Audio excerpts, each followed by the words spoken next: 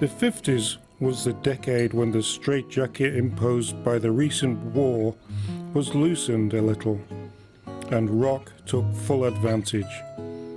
The Sun Studios in Memphis and Chess Records in Chicago were the places to be, as the likes of Elvis, Jerry Lee Lewis and Chuck Berry turned the existing generation gap into a chasm.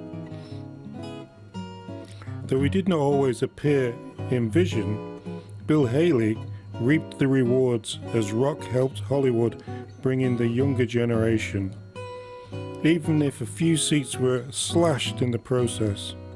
Television, which by the end of the decade would be well established, offered another medium by which to reach the willing youth and scandalize their parents. Elvis was initially cut off at the waist by overzealous cameramen, but the power to shock remained. While the music publishers of Tin Pan Alley had controlled the writing and recording of music, teenage subjects were addressed in lyrics for the first time by rock's new songwriters.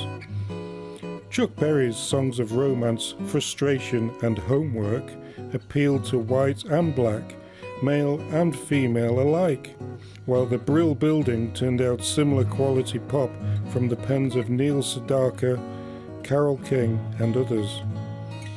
Britain began its rock and roll odyssey via skiffle, using acoustic and/or homemade instruments. Paul McCartney and John Lennon were among the followers of skiffle king Lonnie Donegan.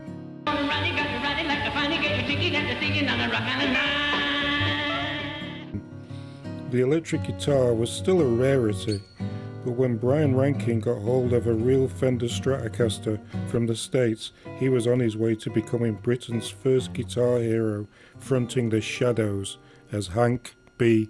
Marvin.